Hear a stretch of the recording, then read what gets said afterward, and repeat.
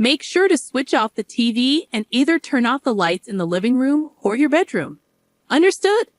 We need to conserve electricity. I reminded my family before heading out for some distance shopping. Whether we're leaving or staying home, we're all dedicated to energy conservation, diligently turning off lights and adjusting the air conditioner. Today was no exception. We exchanged reminders as I left. However, upon returning a few hours later, our once familiar home had transformed entirely. You're all about saving, right? Well, I'm saving electricity for you, echoed Amelia's sinister laughter. Sneaking in unnoticed, Amelia had tampered with our home's breaker, causing a major disruption. And the reason behind her mischievous act was, my name is Emma. At the age of 29, I tied the knot with Liam, my partner of the same age, and settled into my in-laws' residence. Sadly, my mother-in-law had already passed away, leaving my father-in-law, James, who suffered from a respiratory illness, to live alone. At Liam's urging, concerned for his father's well-being, I agreed to move in and continue with my job. Sharing the house was Amelia, James's unmarried sister, with whom I never quite found harmony. James, much like Liam, was a gentle and kind soul, while Amelia proved to be quite the opposite, volatile and temperamental. My straightforward nature often clashed with hers, but due to my seniority, I somehow managed to maintain a semblance of order. Aside from the occasional friction with Amelia, life in the household was tranquil. However, within 6 months, James's health took a turn for the worse. His condition necessitated the constant use of an oxygen machine, rendering him unable to be left alone during the day. Both Amelia and I held jobs, leaving no one to provide care for James in our absence. Although the logical solution would have been to arrange for his care in a specialized facility, James adamantly refused to leave the home that held cherished memories of his late wife. After much deliberation with Liam, we decided that forcing James to leave would be too cruel. Instead, we opted to hire a caregiver to assist him at home. Little did we know, this decision would unravel into a host of new challenges. Already at odds with me, Amelia harbored a strong aversion to strangers entering her domain and took to harassing the caregiver. Unbeknownst to us, she became verbally abusive and sarcastic, impeding their duties and lodging repeated complaints with the agency, questioning their competence in caring for her father. By the time we discerned the root of the issue, several caregivers had resigned, and the agency informed us that they could no longer send replacements. Frustration brewed as other agencies turned us away, likely due to our tarnished reputation. It seemed we had been blacklisted, all thanks to Amelia. With our prospects for external assistance dashed, we were left to devise a solution. Amelia, ever self-absorbed, had distanced herself from the family dynamic. Despite my husband's attempts to intervene as her brother, their interactions only fueled heated disputes, ultimately prompting him to suggest she find her own living arrangements. This suggestion, however, further incensed Amelia, leading her to vent her grievances to me, perhaps perceiving me as a less formidable adversary than her brother. Overhearing the expectation placed on me as a daughter-in-law to care for James, while my husband was expected to continue working, ignited yet another dispute between us. This tense situation deprived James of the peaceful recovery he deserved. Refusing to succumb to Amelia's pressures, yet unwilling to simply stand aside, I found myself torn.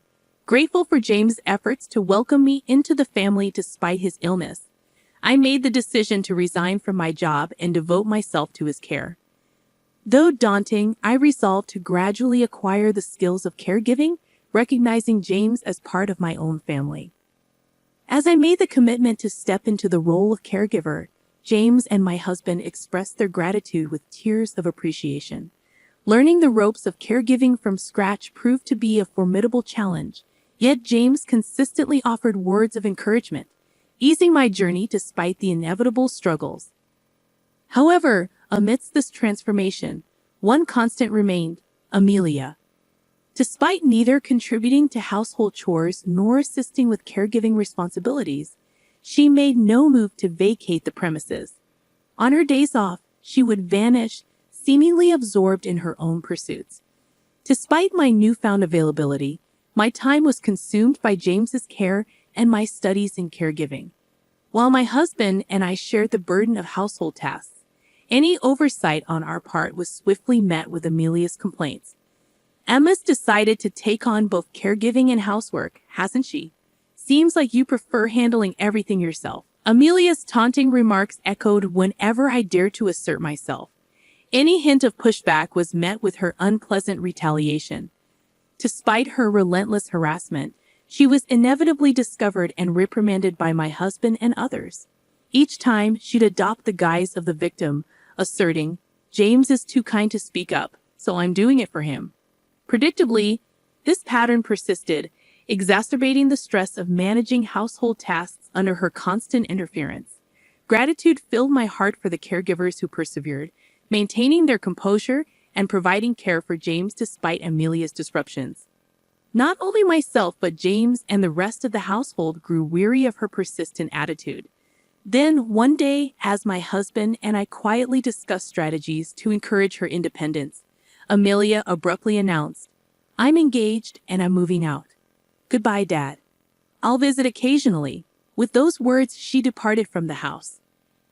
Amelia's sudden departure left us pleasantly surprised, and with her tumultuous presence gone, the atmosphere in the house settled.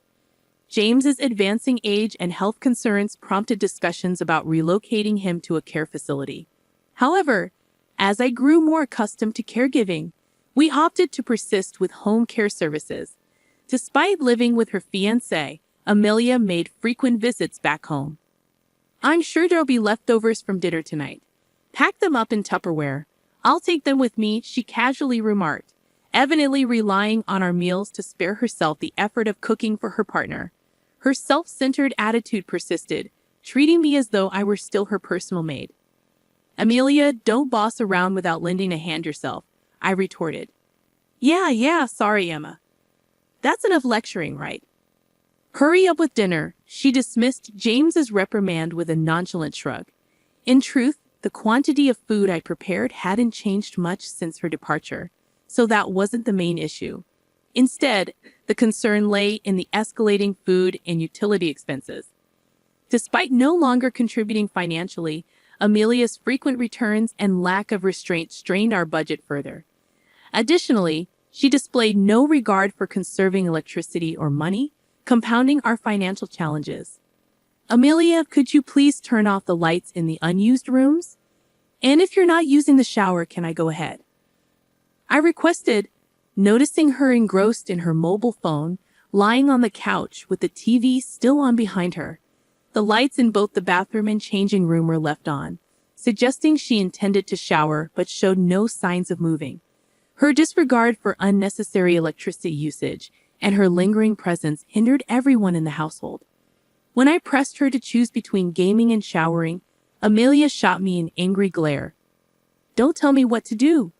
I was just about to go. You're always nagging about saving money, but it hardly makes a difference. You're so petty, Auntie," she retorted defiantly. "What'd you just call me?" I questioned, taken aback. "I called you Emma." "Don't act like you misheard and get all worked up," she replied sharply. Despite James's scolding, Amelia begrudgingly turned off the TV and made her way to the changing room. Though she often complained, at least she listened to our requests. However, despite her years of experience and engagement, her mindset remained stubbornly youthful, resembling that of a rebellious child. While I had ceased expecting her to mature, I found it tolerable. Unfortunately, even after her departure from the household, our relationship with Amelia remained strained.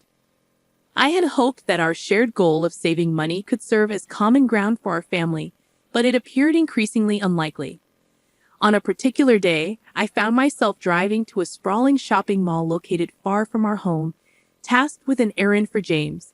James, unable to venture outside without his portable oxygen tank, relied on me to run such errands.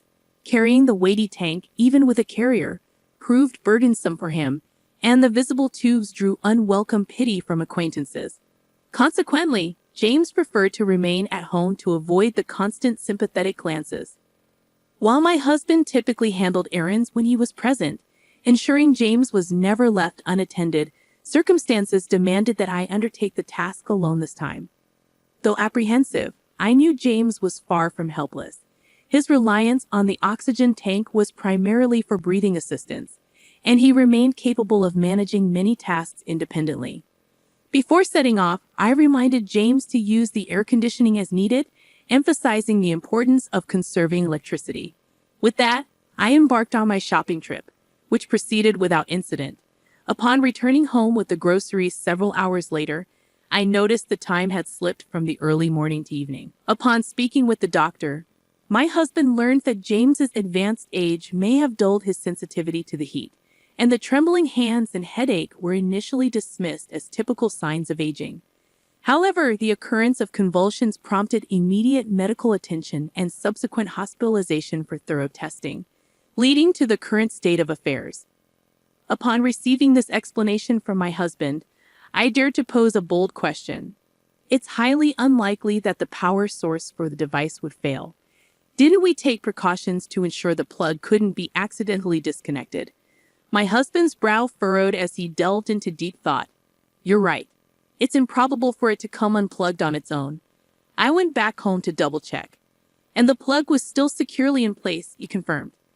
Then how? I trailed off, perplexed by my husband's revelation. He had returned home to make arrangements for James's hospitalization and discovered that despite the power outage, the plug remained intact. His gaze then sharpened as he turned towards Amelia. It was evident she was concealing something, but I couldn't comprehend the reason behind his sudden anger. Abruptly, my husband erupted, directing his frustration at Amelia. You cut off the breaker, didn't you? Speak up, Amelia. My husband's voice cut through the tense silence. Startled, Amelia began to tremble, attempting to form words that refused to materialize audibly. My husband then produced something from his pocket, an item that had prompted the hospital to repeatedly try contacting us all, with him being the first to receive the call. Upon returning home to prepare for James's hospitalization, my husband had immediately sensed something amiss. Upon opening the door, he was met with an oppressive wave of heat. The entrance hall remained shrouded in darkness, the lights unresponsive. Realizing the power outage extended throughout the house, he conducted a thorough inspection, confirming that all electrical appliances were indeed switched off. Rushing to the breaker, he found it deliberately turned off, a discovery that left him both surprised and suspicious.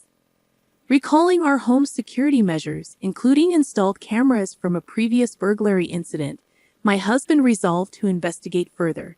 Despite our cost-saving efforts, the security cameras had been retained for the safety of everyone in the household, with strict instructions not to remove them.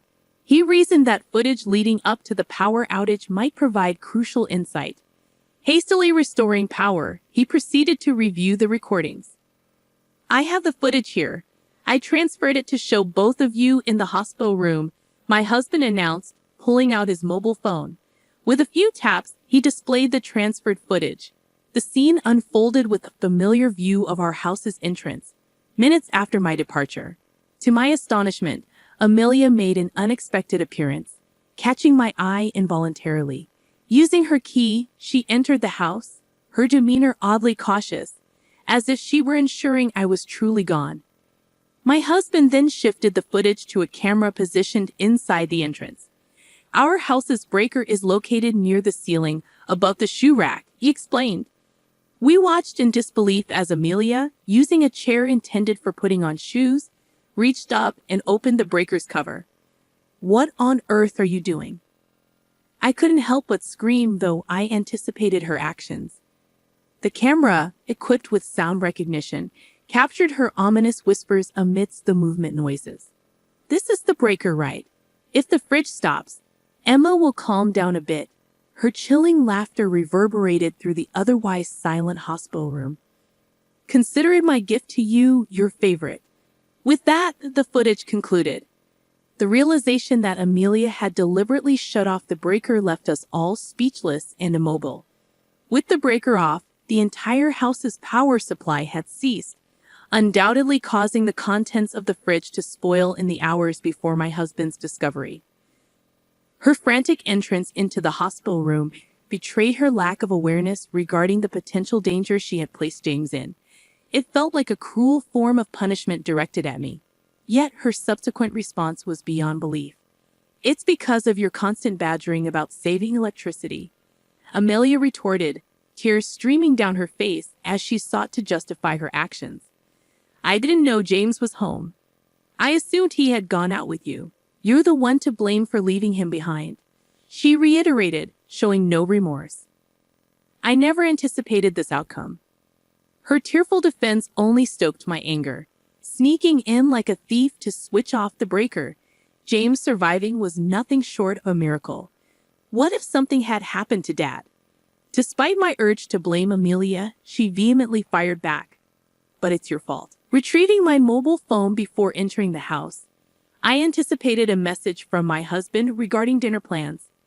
However, what greeted me on the screen left me stunned. Numerous missed calls from both my husband and James, indicating they had been trying to reach me urgently. A chill ran down my spine as I realized my phone had been set to silent mode while driving, and in my haste to return home promptly, I had neglected to switch it back, oblivious to the incoming calls. An ominous sense of foreboding washed over me. Hastily, I attempted to call my husband, but the line remained unanswered, amplifying my growing anxiety.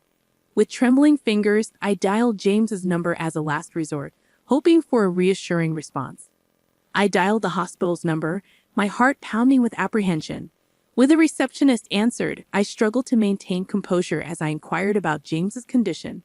"James is currently hospitalized. I'm unable to provide further details over the phone. Would you be able to come to the hospital?" The receptionist informed me. After being transferred to several departments, I received the unsettling news and felt a wave of dread wash over me. "I'm on my way," I responded hurriedly, quickly turning the key in the ignition to restart the car. The vehicle seemed to echo my urgency as I navigated through the congested streets. James had been perfectly fine when I left, bidding me farewell as usual. I couldn't shake the regret of leaving him alone, wondering how he had ended up in the hospital so suddenly. Upon arriving at the hospital, I followed the directions to the designated room, tension gripping every step down the corridor. Quietly pushing open the door, I was met with the unexpected sight of my husband, whom I had been unable to reach. We exchanged surprised glances, and he explained that he had been at the hospital waiting for James's test results, which accounted for his unavailability. "I couldn't get through to you either," he added. "It's all right. So how is James?" he inquired, prompting me to turn my gaze towards the bed where James lay sleeping. Though his complexion seemed slightly pale, his breathing, my primary concern, appeared steady. "He's all right. There's nothing to worry about. He's here for some routine tests," I replied, a sense of relief washing over me. Upon hearing my husband's reassurance that James was out of danger, a wave of relief washed over me. However, the question of why James had been hospitalized lingered on the tip of my tongue. Before I could voice my inquiry, the room's door swung open with a sudden force. Amelia rushed in, her eyes wide with fear, paying no heed to our presence as she darted straight to James's bedside. Upon seeing him lying there, she let out a piercing scream. "What happened, Dad?" Her voice echoed with panic, prompting my husband to rush to her side in an attempt to soothe her. "Please, Amelia, calm down," he urged gently, attempting to ease her away from the bed. Eventually, her frantic cries subsided, only to be replaced by a glare directed squarely at me, followed by a torrent of accusatory words. "What were you doing while you were with him?" Her intense emotion overwhelmed me, leaving me speechless as my husband intervened, attempting to defuse the situation. However, Amelia's anger remained squarely focused on me. Caught in a whirlwind of confusion, I struggled to comprehend the situation unfolding before me. James required oxygen, but the sudden hospitalization seemed inexplicable. "Can we please discuss this calmly?" My husband's composed voice cut through the tension, offering an explanation based on what he knew. James had been brought to the hospital because the power to his oxygen device had been inadvertently switched off. While I was away, James had been resting in his room when a power outage occurred, disrupting his oxygen supply. Awakened by a sudden bout of breathlessness, James frantically attempted to restart his oxygen device, only to find it unresponsive. Unable to reach either myself or my husband, he resorted to connecting a portable tank to ease his distress, though lingering anxiety gnawed at him in our absence. Beset by a throbbing headache, James resolved to seek medical attention at the hospital, a task typically facilitated by us. However, his trembling hands rendered even the simple act of dialing a taxi challenging. Faced with this predicament, James ventured to seek assistance from nearby neighbors to summon a taxi. The sight of him at their doorstep elicited a startled scream from one of the residents.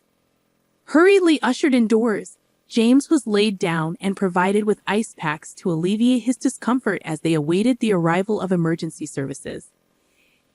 It was during this waiting period that James came to the realization that he had succumbed to heat stroke. Following prompt and appropriate treatment at the hospital, James's condition stabilized, ensuring his safety. James wouldn't be in this situation if not for you. Her accusations piercing my heart. Perhaps leaving James alone was indeed my mistake.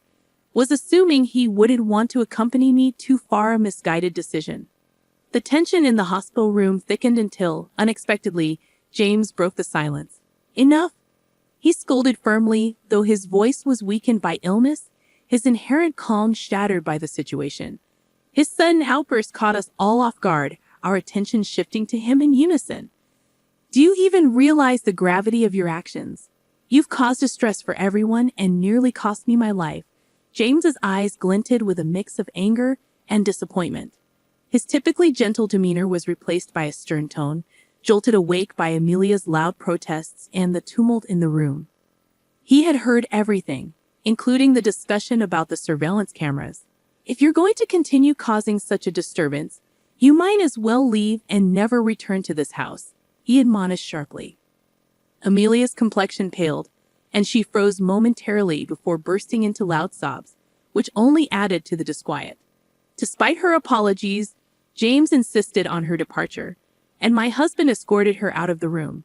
James was discharged from the hospital just a few days later. When we arrived to collect him, he greeted us with a smile, appearing to have recovered well. However, upon returning home, Amelia awaited us at the front door. It was the first time she had shown herself since the incident. While we anticipated an apology, her words echoed those from before. It's your fault. All of this is because of you, and James's suffering is on your hands. Both James and my husband were exasperated, unwilling to accept responsibility and continuing to lay blame on me. James took a step forward. Consider yourself fortunate that I'm not involving the authorities because you're family. But make no mistake, your actions are utterly inexcusable. His voice, as cold as it was in the hospital room, remained unchanged, leaving Amelia silenced. But James's condemnation didn't end there. It was apparent that he harbored a deep-seated disdain for her. Consider this dissownment. It's astounding that you still fail to grasp the gravity of your actions. Stay away from our home, he pronounced with vehemence, pushing past Amelia and striding forcefully into the house. Caught off guard, she stood there in stunned disbelief, not anticipating such severe consequences from her father. Standing firmly by James's side, we followed him inside, leaving Amelia behind. Despite her subsequent attempts at apology, James remained steadfast, refusing to acknowledge her efforts. Having been troubled by her actions one too many times, we offered no sympathy and upheld James's decision. Requests for financial support for Amelia's wedding and honeymoon were met with staunch refusal from James, who also declared his intention to abstain from attending the ceremony. In a desperate bid to salvage the situation, Amelia cornered me outside the house one day, pleading for forgiveness and urging me to intercede with James on her behalf. However, I had already resolved not to grant her forgiveness. Knowing her tendencies to resist or ignore, I listened quietly before walking away, leaving her to grapple with the consequences of her actions. As word of the family rift spread, Amelia's fiancé grew perplexed by James's refusal to attend the wedding, prompting him to reach out to James in search of answers. Unaware of the full extent of the situation, Amelia's fiancé was taken aback upon learning about the emergency caused by her actions. Hastily, he extended his apologies to James. Unlike Amelia, he displayed sound judgment, labeling her actions as nothing short of attempted murder. Consequently, the wedding plans came to an abrupt halt. Despite not having moved into their new home yet, her fiancé canceled their arrangements and ejected Amelia from his life. Left reeling from the fallout, Amelia found herself in dire financial straits. Having already quit her job and depleted her savings on beauty treatments and wedding preparations, she was left virtually penniless to shoulder the financial burden of the canceled wedding. Amidst Amelia's turmoil, she didn't seek solace at our doorstep. Meanwhile, the three of us found solace in a newfound tranquility in her absence. James's health appeared to be on an upward trajectory, though we remained cautious given his age. At present, the idea of a care facility seemed unnecessary. In fact, we were even contemplating a trip, relishing in the prospect of peaceful days ahead.